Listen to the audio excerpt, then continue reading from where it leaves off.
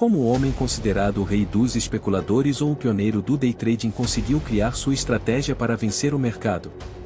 Jesse Lauriston Livermore é o pai da análise técnica de ações em Wall Street? Por que ele é conhecido como o Lobo de Wall Street?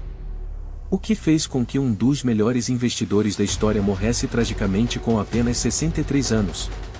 O New York Times, em seu editorial, escreveu o seguinte epitáfio sobre Jesse Livermore: que coisas boas ele fez, que danos causou, o que a vida significava para ele e para os outros. Todas essas perguntas são suficientes para fazer um romance. Ele se deixou levar pela sua paixão. Ele viveu em uma época em que se especulava que o que ele realizou era como o daqueles garotos que arranham até o último centavo. Ele não deixou nuvens de glória atrás de si e nem deixou nada da miséria humana que ele havia criado anteriormente. A rua em que atuava já não é a mesma de antes. Sua morte marcou o fim de uma era. Jesse Livermore nasceu em 26 de julho de 1877 em Shrewsbury, Massachusetts, Estados Unidos, em uma família pobre. Desde criança sua mãe já observava suas superdotadas, pois aos 3 anos e meio já lia e escrevia e aos 5 começou a ler copiosamente jornais financeiros.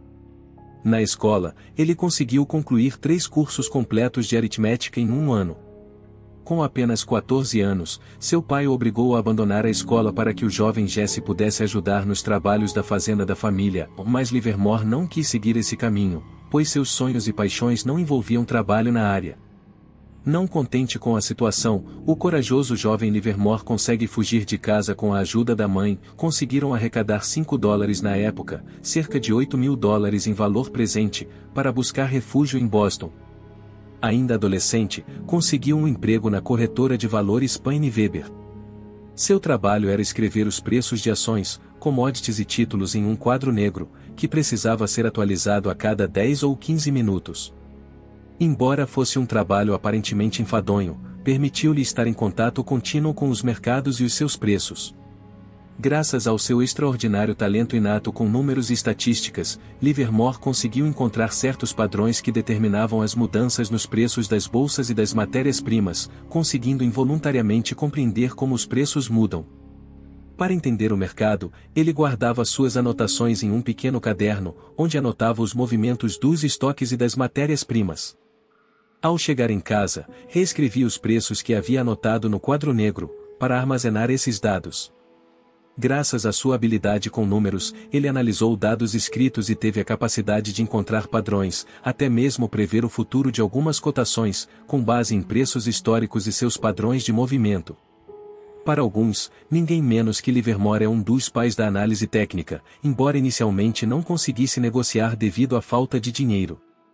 Com apenas 15 anos já conseguia prever os preços das matérias-primas, e fez suas primeiras operações nas chamadas bookeshops ou casas de apostas da época, que se encontravam nas principais cidades dos Estados Unidos no século XIX. Século, onde você poderia apostar na alta ou na queda de uma ação com pouco dinheiro. Mais tarde, as chamadas bookeshops ou casas de apostas da época foram declaradas ilegais e desapareceram na década de 1920. Conseguiu consolidar $1.000 nas suas operações comerciais, valor bastante importante para a época com apenas 15 anos, superior aos benefícios do seu emprego, aproveitando o horário de almoço disponível onde fugia do trabalho para operar no mercado.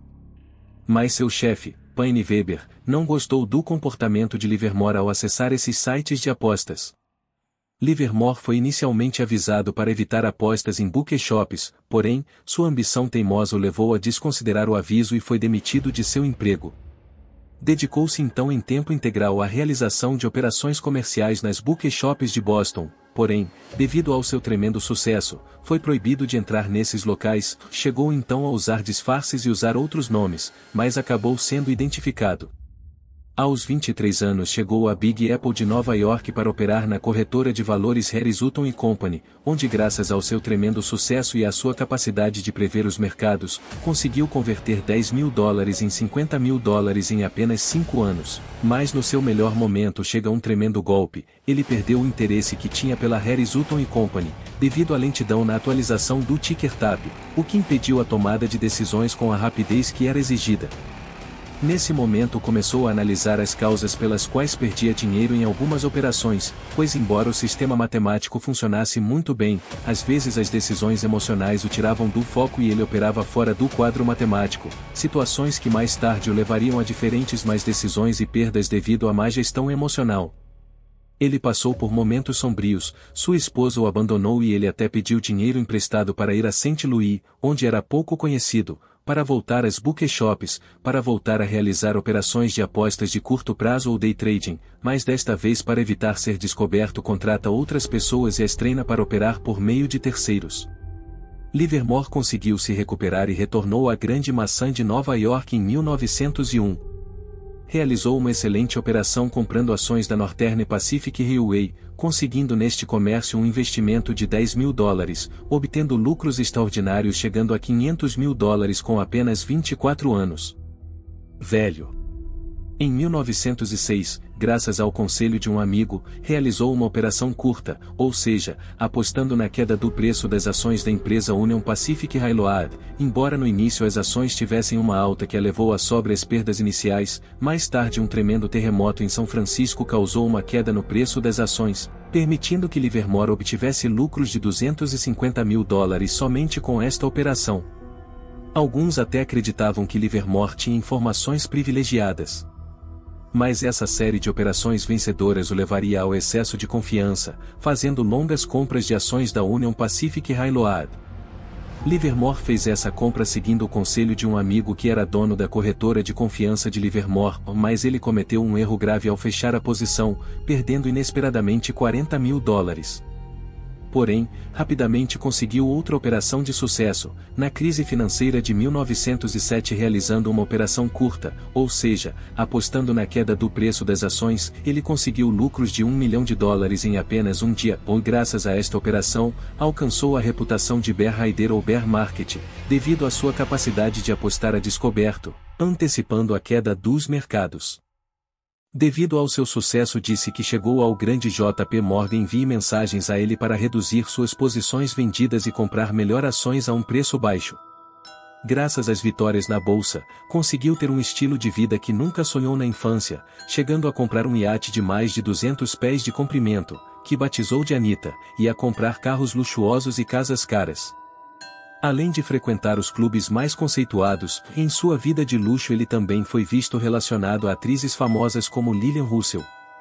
Após a Primeira Guerra Mundial, disse que Livermore conseguiu controlar o mercado do algodão, comprando uma enorme quantidade de contratos para obter o controle do preço, ou devido à posição dominante no mercado, foi o próprio presidente Woodrow Wilson quem o convocou para parar esta operação. Livermore concordou em vender boa parte de suas posições, mas a resposta que deu à questão de por que conseguiu controlar o mercado permanece anedótica.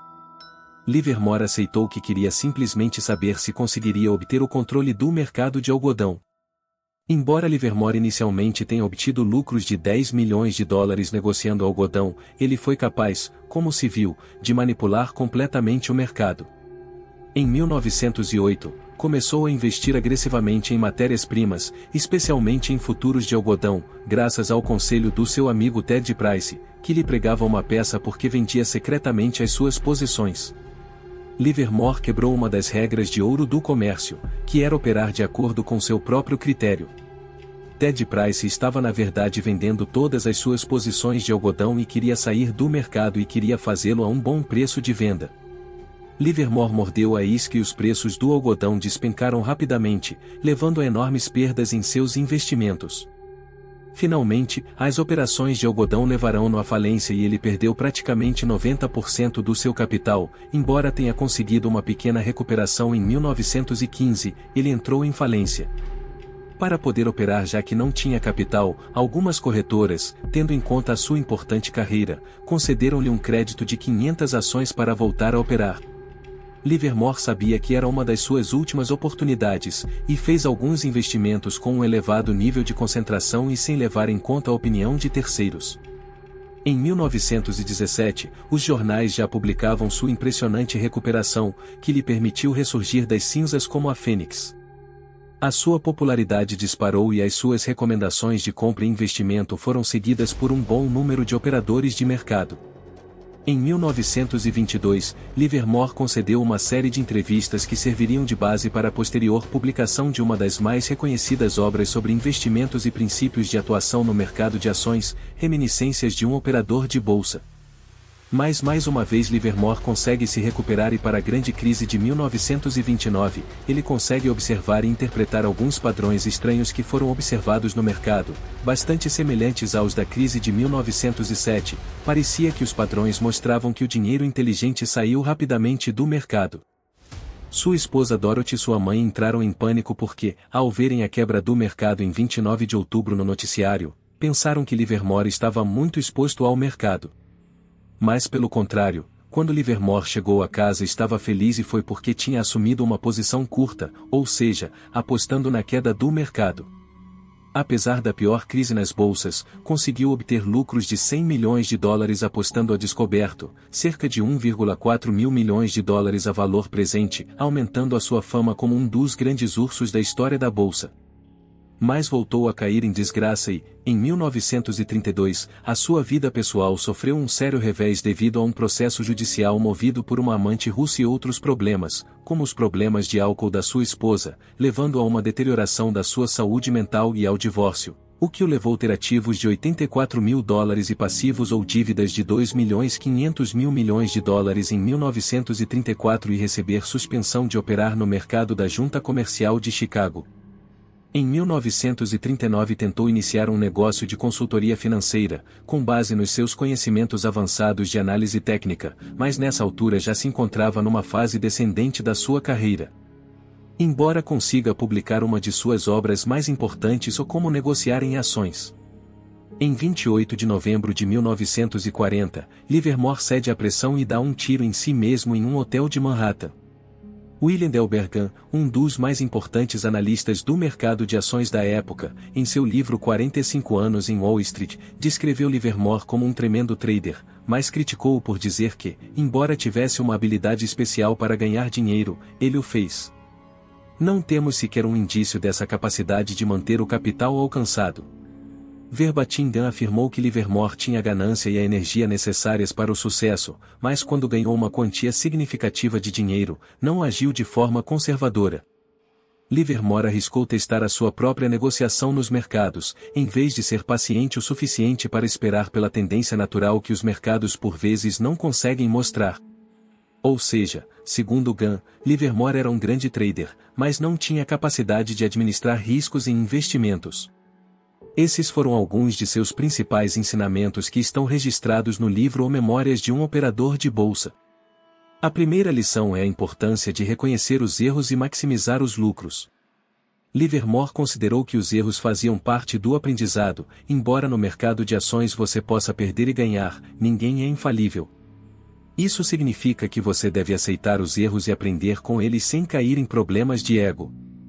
Mas é importante procurar maximizar os lucros obtidos e minimizar as perdas.